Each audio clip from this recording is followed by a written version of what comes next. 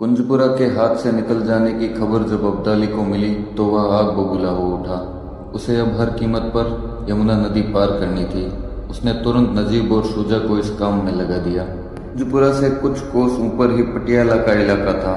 वहां के सिख सरदार आला सिंह जाट सदाशिवराव भाऊ की मदद करना चाहते थे, क्योंकि जब भी अफगान फौजें हिंदुस्तान आती तो वे सबसे पहले उनके पंजाब को ही बर्बाद करती थी।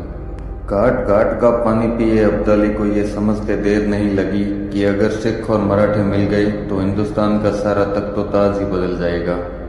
अब अगर उसने तेजी से कदम नहीं उठाए तो पंजाब के रास्ते एक भी अफगान जिंदा कंधार नहीं पहुंच पाएगा। पाऊ के दक्षिण से उत्तर में आने के बाद अफगानों से पहली आमने सामने की लड़ाई कुंजपुरा में ही हुई थी। उसमें मराठों के पराक्रम की खबरें पाकर अब्दाली के दुर्रानी सिपाही सक पका गए थे। अब्दाली के लिए अब फौरन हलचल करना जरूरी हो गया था, ताकि उसकी सेना में मराठों का खौफ न बैठ जाए। 2 दिन की खोजबीन के बाद नजीब को एक व्यक्ति मिला जिसने दावा किया कि वह नदी पार करने लायक स्थान को जानता है। नजीब उसे लेकर फौरन अब्दाली के सामने पेश हुआ। उस व्यक्ति का नाम था गुलाब सिंह गुर्जर।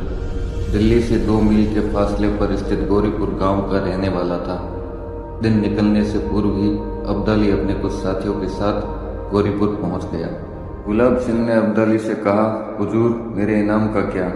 अब्दाली ने हंसकर कहा, दोस्त, अगर वह जगह तुम हमें बता दो सही रही तो मेरी गर्दन मांगोगे तो वह भी मैं उतार कर तुम्हें दे दूंगा। गुलाब सिंह ने पानी में कूदकर नदी को उसी स्थान से पार किया जहां यमुना की गहराई कम थी तथा वह तंग स्थान से होकर गुजरती थी। अब्दाली की खुशी का ठिकाना नहीं था, क्योंकि कई नदियों को पार करने वाले अब्दाली के घोड़ों को यमुना ने कई दिनों से रोक रखा था। उसने गुलाब सिंह को कीमती हार भेंट किया। शाम होते होते अब्दाली की आधी से अधिक सेना नदी के इस पार आ गई। 2 दिनों में ही अब्दाली की सारी सेना तथा तोपें इस पार आ गई। नदी पार करते हुए उसे काफी जान माल का नुकसान उठाना पड़ा था।